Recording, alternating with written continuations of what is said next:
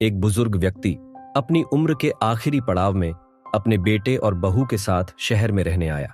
उम्र और कमजोरी ने उसे बेहद लाचार बना दिया था। उसके हाथ कांपते थे, नजर कमजोर हो चुकी थी और चलने फिरने में भी कठिनाई होती थी।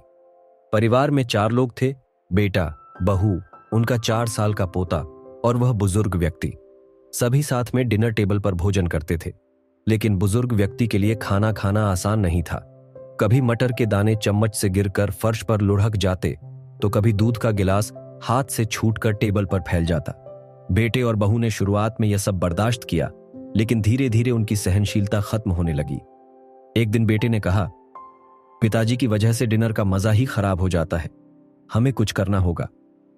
बहू ने तुरंत सहमति जताई, सच कह रहे हो, हम रोज रोज बर्तन टूटने और गंदगी का नुकसान नहीं उठा सकते। अगले दिन उन्होंने बुजुर्ग व्यक्ति के लिए डाइनिंग टेबल से दूर कमरे के एक कोने में एक पुरानी मेज रख दी।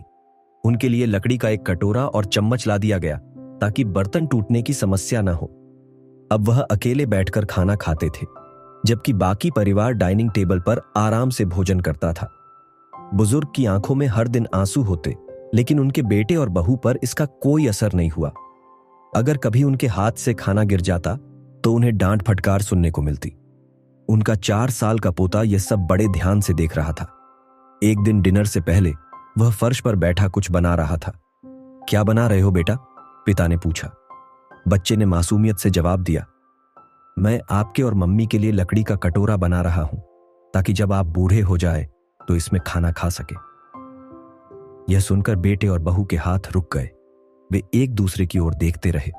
उनके पास कहने के लिए कोई शब्द नहीं थे। बच्चे के मासूम शब्दों ने उनकी आत्मा को झकझोर दिया। उसी रात उन्होंने अपने पिता को डाइनिंग टेबल पर वापस बुला लिया।